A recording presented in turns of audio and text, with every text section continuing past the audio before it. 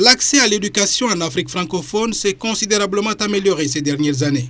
C'est le constat dressé par les acteurs de l'éducation qui participaient à Dakar à la réunion débat sur le thème « Éducation inclusive et de qualité pour tous en francophonie, défis, priorités et perspectives pour l'après-2015 ».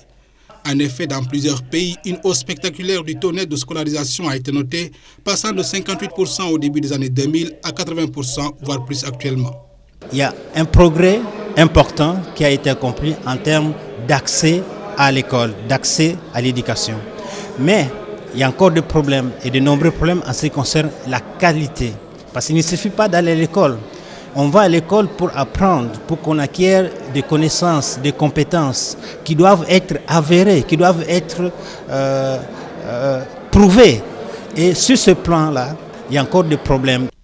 Organisée par la Confémen, la conférence des ministres de l'éducation des États et gouvernements de la francophonie, cette réunion pose le débat sur la situation de l'éducation à quelques mois de la 56e session ministérielle de la Confémen prévue en juillet prochain à Abidjan.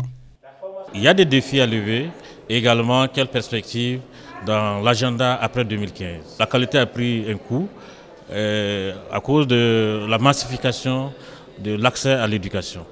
Mais c'est justement dans cette perspective que nos États s'engagent après 2015, donc quand on va faire le bilan de l'éducation pour tous, qu'est-ce qui est prioritaire après 2015 ?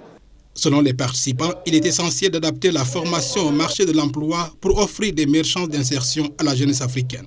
Mutualiser donc nos pratiques, regarder en face quels sont les moyens qu'on doit utiliser pour faciliter l'employabilité des jeunes. Parce qu'en définitive, toutes les formations qu'on est en train de faire, c'est pour que nos jeunes puissent être insérés, puissent donc avoir un emploi décent.